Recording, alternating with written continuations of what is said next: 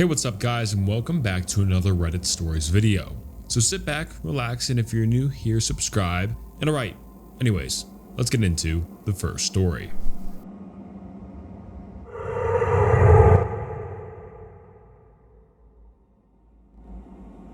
This all happened exactly a year ago. Shout out to Facebook Memories for reminding me. I lived in a ground floor apartment in a very heavy foot traffic area. It used to be a corner storefront, so the living room windows were huge and only one small one could be opened.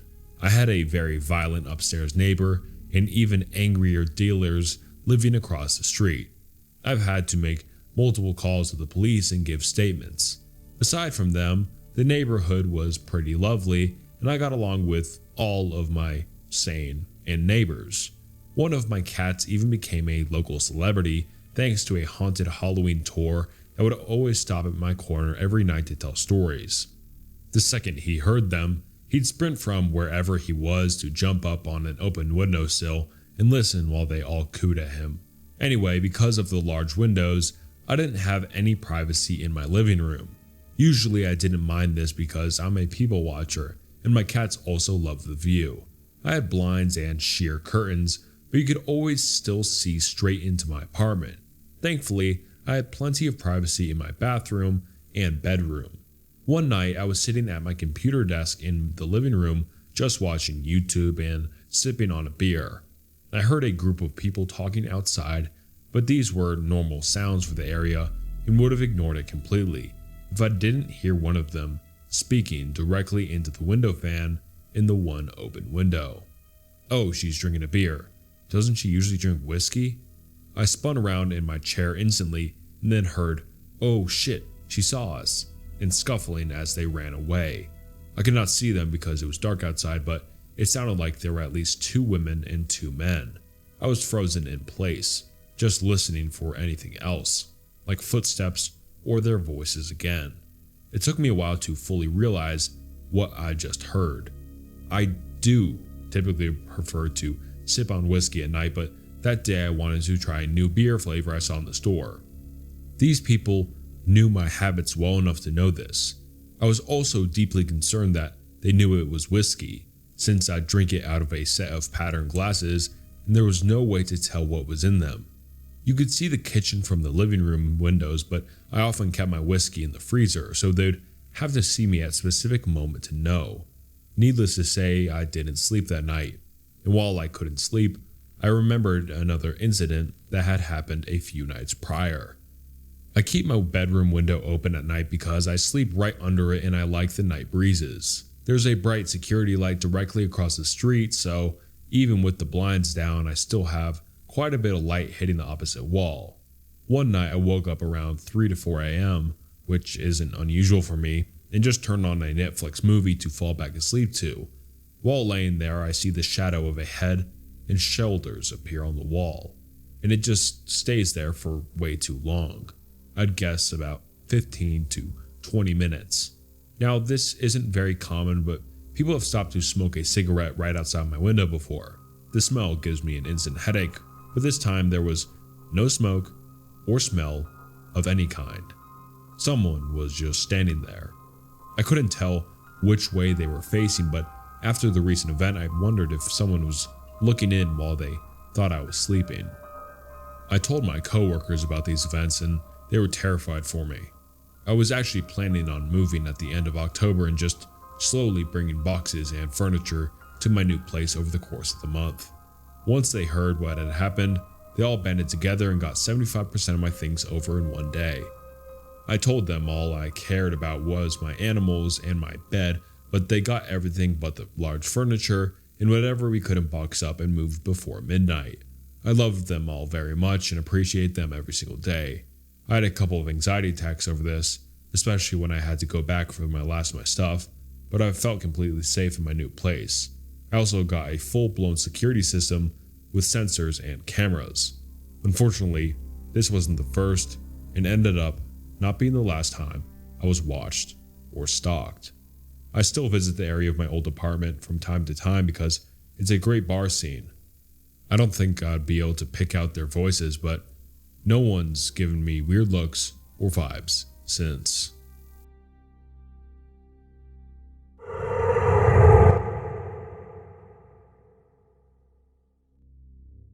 It's 2012, and I'm a sapper platoon leader tucked away in some forgotten base in a forgotten corner of Afghanistan. Word has just come down the pipe that I'll be assuming the role of a senior platoon leader in charge of the mobility support platoon, and my replacement is on its way. In the meanwhile though, the company my platoon is attached to is also having a change of command. Change of command in theater means two things. Command of command inventory layouts are stupid. Fucking missions to impress the bosses. Anyone who has ever been in the military knows what I'm talking about. Whenever a new commander takes over, you can bet that the next couple of months will involve a whole mess of overambitious or poorly thought out missions and or training so that the new commander can impress his new bosses. Some commanders are better than others in this respect, and I'm just as guilty of it, but everyone seems to do it. Once the layouts are over, the planning begins and it's pretty clear what our target is. Galang. Galang, our company area of operations otherwise known as AO, was something to behold. It was twice the size of the AO of the entire rest of our battalion, even more impassable. And worse still, we weren't even a full company, just 2 platoons. It had been made clear to us that on the outset of the deployment that Task Force Spartan was the entire brigade's economy of force operation. The brigade wanted to mass forces in certain critical districts, and that meant they had to find a place to cut forces. Our job was simple. Hold onto the ground we had, don't get overrun, as the last coalition forces to occupy these bases had, and try not to die. Despite how challenging that mission already was, you can't tell a bunch of pumped up young soldiers that their job for the next year is to hole up and just try to survive. That meant that we took on an aggressive defensive posture, patrolling constantly and always working to keep the Taliban in our AO guessing and on their back feet.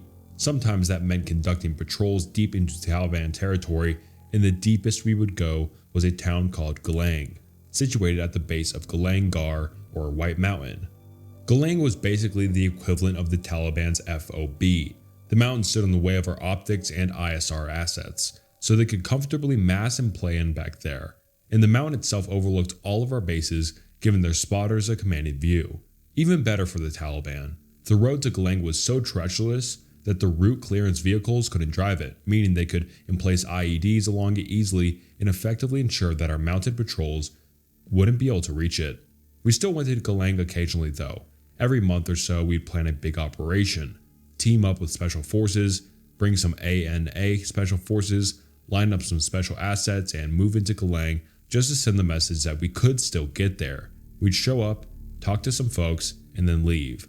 Trouble is, this time, the new commander didn't want to just show up, chat, and turn around. He wanted to show up and stay there for 2 weeks.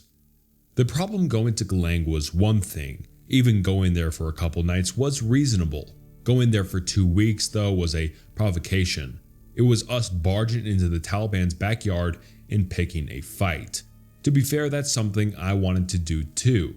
For months, I've been agitating for us to go extend our networks of CLPs and OPs deeper into Taliban territory, and I specifically wanted to construct an OP on a small hill overlooking Galang and then occupy the base indefinitely.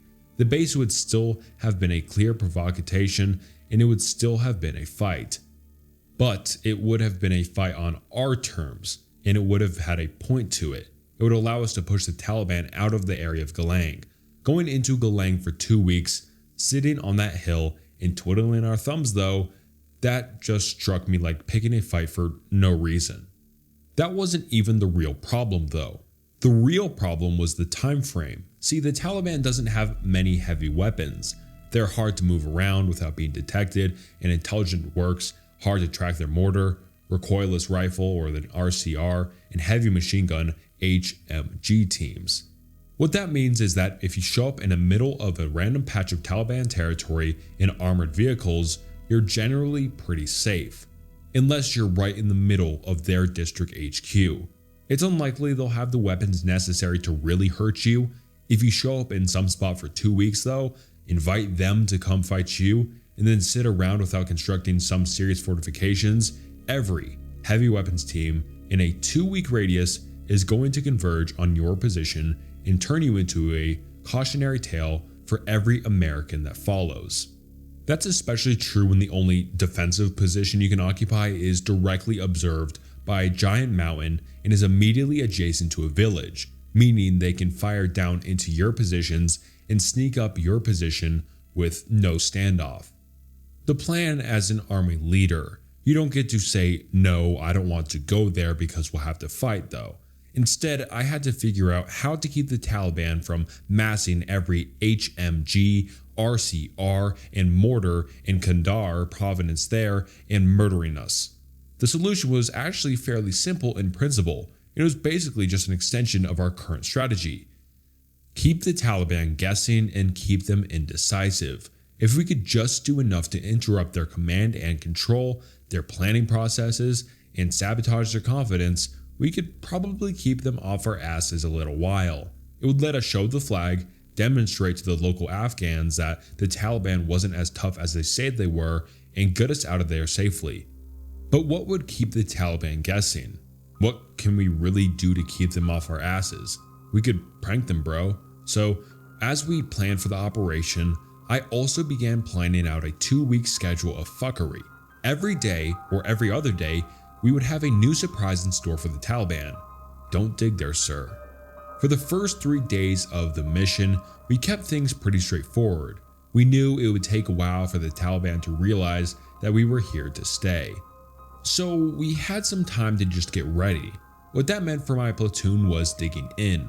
Our strikers were already upgunned. We were a company minus in size, but had a full infantry company of weapons, so we had a couple extra 50 cals and 240s. So circling them up on the hill overlooking Galang was already imposing.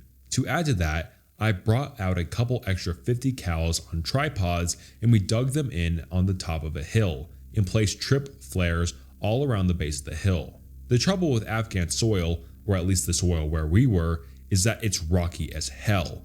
Digging was a slow and arduous process.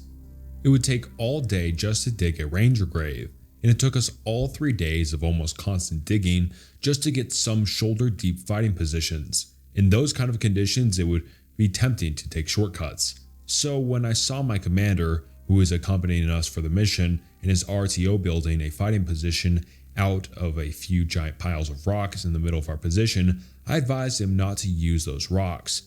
I should have been more specific about why and or paid attention to him after, because later that same day he came back and tapped me on the shoulder. "Bonsai," he whispered. "We were using that pile of stones to make a fighting position and we dug up some bones." "Yes sir, that's cause those are cairns. The center of this hill is a graveyard." The new commander went ghost white. For a second there, he must have been certain his career was over.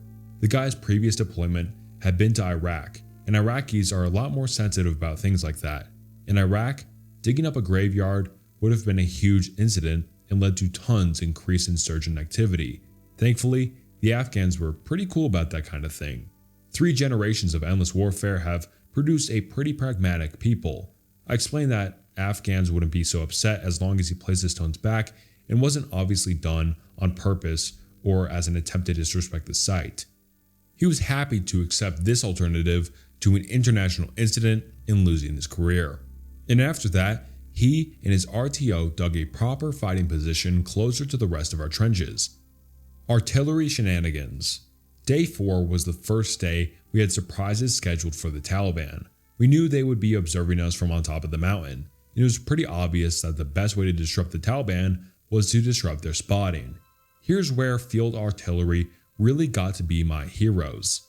See, apparently, when they're in theater, field artillery has to fire a certain number of rounds of each type every so often just to certify their guns or something.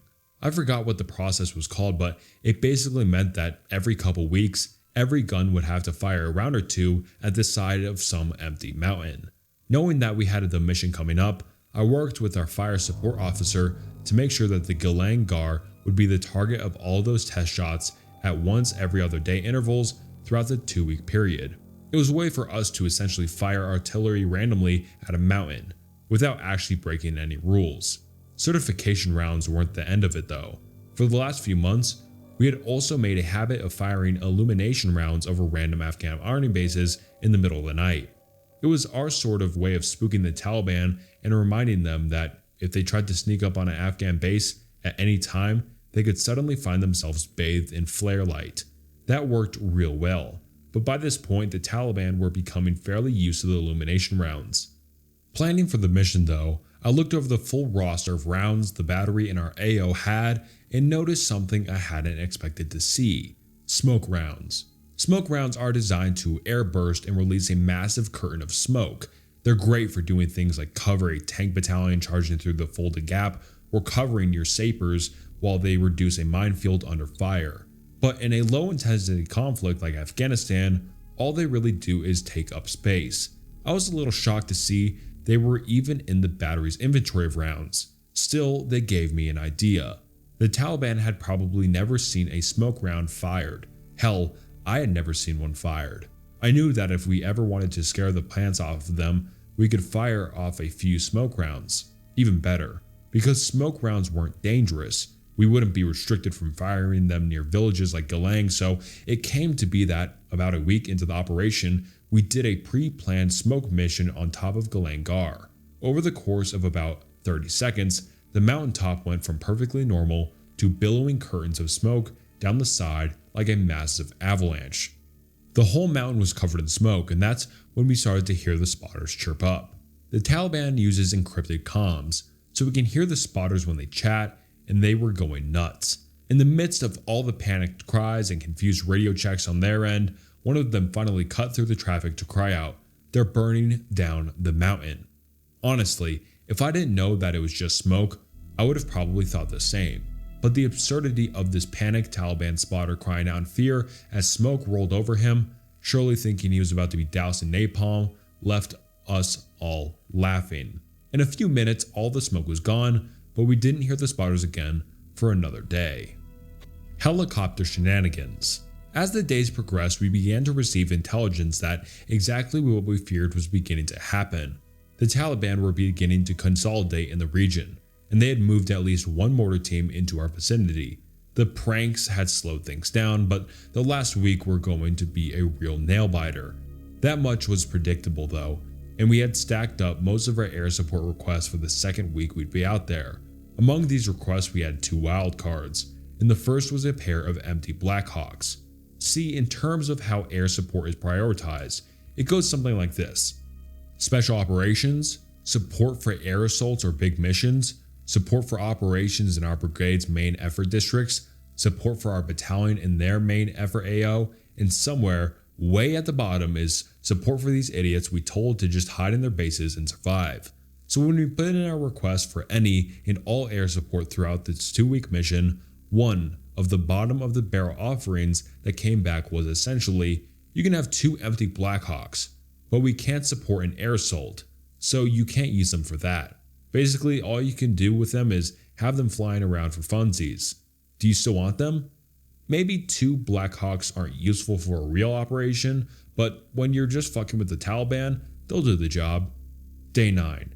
The Blackhawks check on station for their mission. It's simple. They're going to perform false insertions at 2 points on top of Galang Gar. We perceived their landing with more smoke to really sell the idea that we're actually putting troops up on top. Nothing's up there, but the Taliban doesn't know it, and it would be another couple days before a spotter worked up the balls to go back up there and check. The second wild card was a repeater hunting team. The army had some cool guy name for the teams that I've since forgotten, but the basic idea is that you can request an Apache teamed up with a Blackhawk with radio direction finding equipment on it. They would come out, fly around the area, use the RDF to pinpoint a signal's location, and then the Apache would destroy it, either a spotter or the repeater. Trouble is, when the repeater hunting team finally showed up, the local Taliban commander was wise enough to know what was going on. I honestly don't know how this guy was smart enough to figure things out, but as soon as the team showed up with a chatter went something like this: "There are 2 helicopters." "What kind of helicopters?" "One with the guns and one with the soldiers." "Shut up then. They're looking for us." The spotter shut up. Now there was no radio traffic coming in, and with the team on station for only about a half hour, we had a very short window to get them talking. After being here for over a week too, there was very little news for the spotters to actually call in about us, so the radio traffic was also a little sparse already at this point. That's when I had my epiphany. As an army leader, I spent all my time working hard to keep my soldiers from doing stupid things and getting up to hijinks, but right now, that was exactly what we needed. I went running around the hilltop and let all of my soldiers know that they needed to start acting like jackasses. Do anything you can to get the spotters talking. Honk the horn, dance, do backflips, whatever the fuck you can do to be spotted and get them talking. Pretty soon the entire hilltop had erupted with the stupidity of 30 combat armed soldiers embracing their ape selves. I even got into it when my gunner ran over to me with 2 long whip radio antennas, tossed me one, and challenged me to a sword fight. It was the most fun you could have in the combat zone in the middle of enemy territory. It didn't take long before the radio came back to life. The Americans are fighting each other? Be quiet, they're trying to find the repeater. One of them is dancing with his pants down. Stop talking. But the spotters couldn't stop talking. It was like he was hypnotized by the jackassery. Eventually, the commander stopped trying to tell him to stop because he could tell that he was only adding to the chatter. But the spotter never stopped giving updates. For the next 10 minutes, a constant string of chatter came in until we finally heard the Apache call in that he found the repeater. A short burst of chain gun fire later, and the radio chatter got a lot more staticky. End of the Afghan prank war. Somehow, all of our stupid planning paid off. The Taliban did eventually do some fighting, but it was limited to just long-range harassment fire around day 12. Nothing that was a real threat, and the mortar team that entered the area never even fired a round. I can't say for sure that what we did anything more than scare a couple spotters and blow up a repeater, but I'm pretty confident that if I weren't for all that, we would have had a seriously deadly fight on our hands by week 2. Afterwards, I would go on to lead the mobility support platoon in Operation Goatfuck, and the new commander and my replacement would go on to do an awesome job on their own up there. More importantly, everyone in that platoon and the company came home safe. For the Taliban's part, I'm sure there's some former spotter somewhere out there telling their own version of the events, where the Americans went crazy after only 2 weeks occupying a hill near Galang. And alright, that wraps up the Reddit stories. Please like and subscribe, it helps the channel a lot. And alright, until next time, thank you for watching. See ya.